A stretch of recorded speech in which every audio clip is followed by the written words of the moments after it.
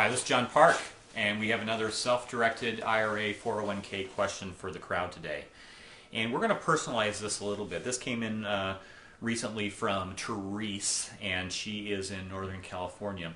And the question is, if I'm self-directing my IRA or 401k assets, I may not have enough money on my own to invest in, let's say, real estate, and invest into a real estate opportunity by myself. And I'd like to go in with some other people, maybe even friends. Can I do that? The answer to that is absolutely yes.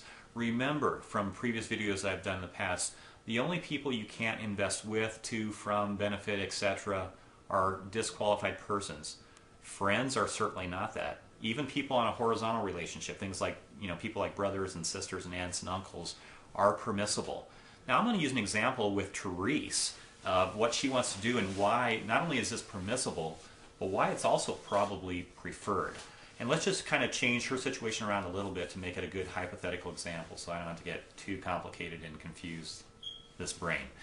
So let's say Therese was self-directing her 401k assets, and she had 4 other friends who had the identical amount of money, all were self-directing themselves, all wanted to go in on a real estate project together. So there's 5 total people now, and they're each putting in a respective 20% proportional investment.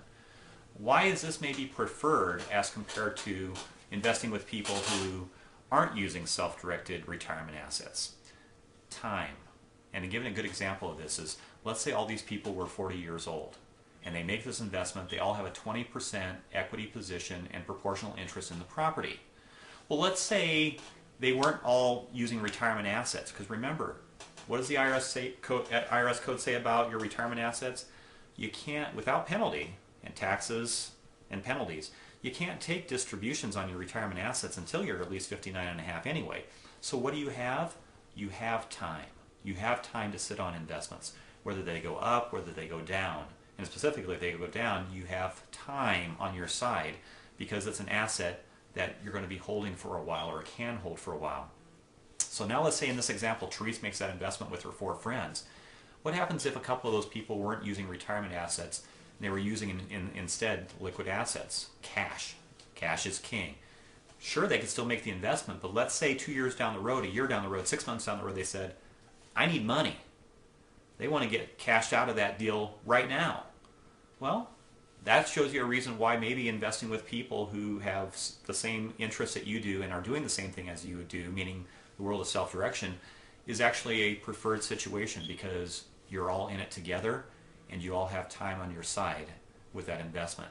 So bottom line is, I kind of got off track there a little bit using the hypothetical example with Therese, but bottom line is getting back to that question, can your self-directed IRA or 401k be invested with friends of yours? And the answer to that today is absolutely yes. And tomorrow it'll be absolutely yes, and the next day after that it'll be absolutely yes.